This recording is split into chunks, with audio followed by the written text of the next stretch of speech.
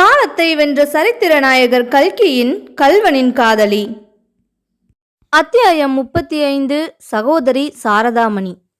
சர்வோத்தம சாஸ்திரிக்கு அன்றிரவெல்லாம் தூக்கம் வரவில்லை. கதைகளில் வரும் காதலர்களைப் போல் எப்போது இரவு தொலையும் பொழுது விடியும் என்று அவஸ்தைப்பட்டு கொண்டிருந்தார். காலையில் முதல் காரியமாக தமது மனைவியை அழைத்து, நேற்றிரவு ஒரு நாடகத்துக்கு போயிருந்தேன், ரொம்ப நன்றாயிருந்தது. அப்படிப்பட்ட நாடகம் நான் பார்த்ததே இல்லை. இன்று இரவு உன்னையும் அழைத்து போக உத்தேசித்திருக்கிறேன், வருகிறாயா என்றார். உங்களுக்கே இவ்வளவு கருணை பிறந்து ஓரிடத்துக்கு கூட்டிக் கொண்டு போகிறேன் என்று சொல்லும்போது நான் மாட்டேன் என்றா சொல்வேன்? அதற்கென்ன, போவோம். ஆனால் இன்றைக்கு அந்த பெண் அபிராமியை பார்க்க வேண்டாமா என்றாள் மீனாட்சி அம்மாள். பார்த்தால் போகிறது, என் அவளையும் நாடகத்துக்கு கூட்டிக் கொண்டு போக வேண்டுமென்றாலும் போவோம். என் மனதில் இருக்கிறதை அப்படியே தெரிந்து கொண்டு விட்டீர்களே. ஆனால் உங்கள் தமக்கை சாரதாமணி என்ன சொல்வாரோ என்னமோ, ஒரு மாதிரி கிறுக்காயிற்றே. அழைத்து கொண்டு போகக்கூடாது என்று சொன்னாலும் சொல்வார். ஆமாம், அவளிடம் இதை பற்றி சொல்ல வேண்டிய அவசியமில்லை.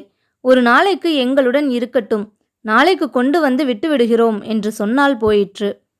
போலீஸ்காரர்களுக்கு இதெல்லாம் சொல்லியா கொடுக்க வேணும் என்றாள் அவருடைய பத்தினி. சாஸ்திரி அன்றெல்லாம் வெகு சுறுசுறுப்பாக இருந்தார். நாடக கொட்டகைக்கு போய் 10-15 வரிசைக்கு பின்னால் 3 சீட்டுகள் ரிசர்வ் பண்ணினார். முன்வரிசையிலே இடம் காலி இருக்கிறது என்று சொல்லியும் அவர் பிடிவாதமாக வேண்டாம், பின்வரிசையில்தான் வேண்டும் என்று சொல்லிவிட்டார். பிறகு அவர் போலீஸ் கமிஷனர் ஆபீஸுக்கு போய் கமிஷனரை பேட்டி கண்டு வெகு நேரம் பேசிக்கொண்டிருந்தார். இப்படி பல காரியங்கள் செய்துவிட்டு வீட்டுக்கு திரும்பினார். சாயங்காலம் அவரும் அவர் மனைவியும் சரஸ்வதி வித்யாலயத்துக்கு சென்றார்கள். அந்த வித்யாலயத்தின் தலைவி சகோதரி சாரதாமணி, நமது சாஸ்திரியினுடைய ஒன்றுவிட்ட தமக்கை. அவருடைய தகப்பனார் ஹைகோர்ட் ஜட்ஜா இருந்து காலஞ்சென்றவர். துரதிர்ஷ்ட சாரதாமணியின் மன வாழ்க்கை அவ்வளவு சந்தோஷமானதாயில்லை. கல்யாணமான 2-3 வருஷத்துக்கு அப்புறம் அவருடைய கணவன் யாரோ ஒரு சட்டைக்காரியுடன் கப்பலேறி சிங்கப்பூருக்கு போய்விட்டான். அப்புறம் அவன் திரும்பி வரவில்லை.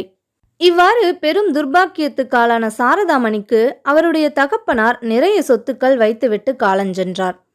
சாரதாமணியும் நாளடைவில் தம்முடைய துக்கத்தை மறந்து சமூக சேவையில் ஈடுபட ஆரம்பித்தார். தம்மை போலவே பொது ஊழியத்தில் பற்று கொண்ட இன்னும் சில ஸ்திரீகளுடன் சேர்ந்து இந்த சரஸ்வதி வித்யாலயத்தை அவர் ஆரம்பித்தார்.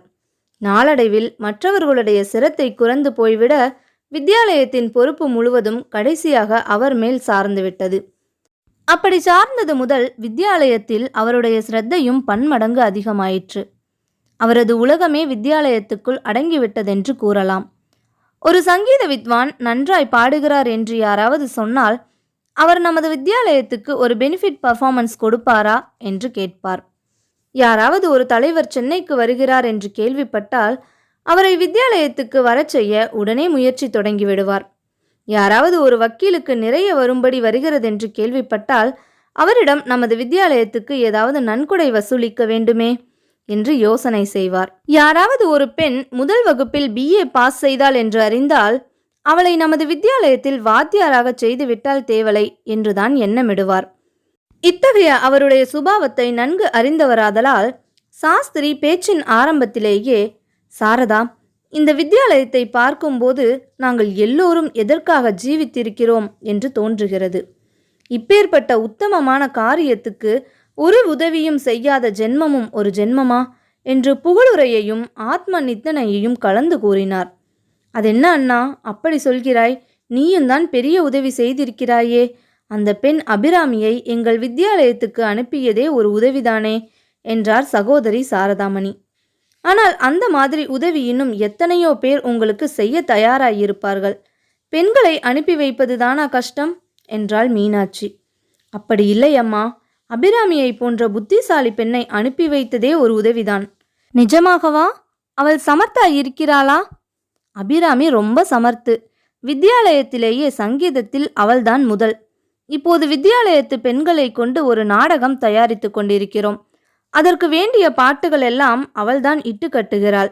அடடா, எவ்வளவு நன்றாயிருக்கின்றன! இதை கேட்க ரொம்ப திருப்தியாயிருக்கிறது அக்கா. எப்படியாவது அவள் சந்தோஷமாய் இருக்க வேண்டும். இன்றைக்கு ஒரு நாள் அவள் எங்களோடு இருக்கட்டுமே. அழைத்து கொண்டு போய் நாளைக்கு கொண்டு வந்து விடுகிறோம் என்றார் சாஸ்திரியார். சாரதாமணி, அதற்கென்ன, பேஷாக செய்யுங்கள் என்று சொல்லிவிட்டு அபிராமியை அழைத்து வர ஒரு பெண்ணை அனுப்பி வைத்தார். அந்த பெண் விஷயத்தில் ஒரே ஒரு சிரமம் இருக்கிறது. திடீர் திடீரென்று நினைத்து கொண்டு அழத் தொடங்கி விடுகிறாள். அப்போதெல்லாம் அவளை சமாதானம் செய்வது பெருங்கஷ்டமாயிருக்கிறது. அவளுடைய அண்ணன் சங்கதி என்ன ஆயிற்று என்று கேட்டார். இன்னும் அகப்படவில்லை என்றார் சாஸ்திரி. அதற்கென்ன, ஒரு நாளைக்கு பிடித்து அந்த பையனை ஜெயிலுக்கு அனுப்பிவிடுவீர்கள். உடனே போலீஸ் இலாக்காவுக்கு ரொம்ப கிதாப்பு வந்துவிடும். பின்ன என்ன சொல்கிறாய் அக்கா?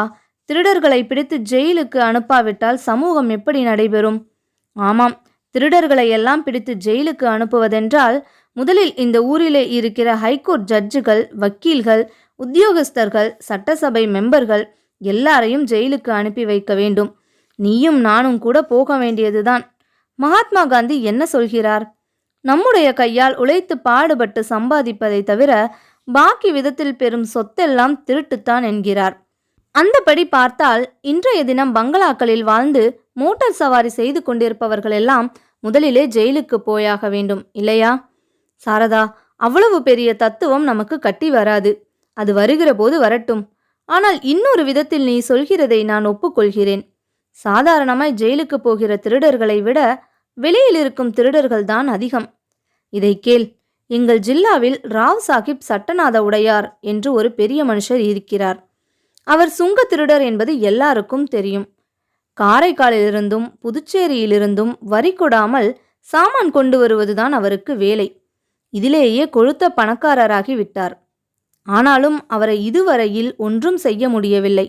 முதலிலே போலீஸையே கையில் போட்டுக்கொண்டு விடுகிறார். அது முடியாமற் போனால் கொஞ்சம் மனசாட்சியுள்ள போலீஸ்காரன் நடவடிக்கை எடுக்க முயன்றால் மாஜிஸ்ட்ரேட்டுகள் அவர் பக்கம். தப்பித்தவறி மாஜிஸ்ட்ரேட்டும் யோக்கியராயிருந்து விட்டால் உடையார் இன்னம் மேலே போய் காரியத்தை ஜெயித்து கொண்டு வந்து விடுகிறார். எங்களுக்குத்தான் அசட்டு பட்டம் கிடைக்கிறது. 2 மாதத்துக்கு முன்பு நடந்த ஒரு மோட்டார் கேஸில் அவர் கலந்திருந்ததற்கு நல்ல ருசு இருந்தது. ஆனாலும் பிரயோஜனமில்லை.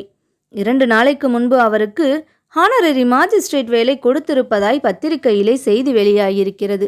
இதற்கென்ன சொல்கிறாய்? என்னத்தை சொல்றது? உங்கள் உடையாரை போன்ற எத்தனையோ உடையார்கள் நமது சமூகத்தில் இருக்கிறார்கள். இதற்கெல்லாம் விமோச்சனம் ஒன்றே ஒன்றுதான். மகாத்மா சொல்கிறபடி அவரவர்கள் கையால் உழைத்து ஜீவனம் செய்ய வேண்டும். ஒருவருடைய உழைப்பை கொண்டு இன்னொருவர் வாழ்வு நடத்துவது என்பது கூடாது. இந்த நோக்கத்துடனேயேதான் வித்யாலயத்தில் எல்லா பெண்களுக்கும் ஏதாவது ஒரு கைத்தொழில் கற்றுக் கொடுக்கிறோம். அவர்களுடைய கைவேலைகளை எல்லாம் நீங்கள் பார்க்கவில்லையே? வாருங்கள், காட்டுகிறேன் என்று சகோதரி சாரதாமணி சொல்லி சாஸ்திரியையும் அவருடைய மனைவியையும் வித்யாலயத்தை சுற்றி காட்ட அழைத்துச் சென்றார். இத்துடன் இந்த அத்தியாயம் நிறைவு பெற்றது. உங்களை அடுத்த அத்தியாயத்தில் சந்திக்கிறேன். அதுவரை உங்களிடமிருந்து விடைபெறுவது நான், உங்கள் நிலா.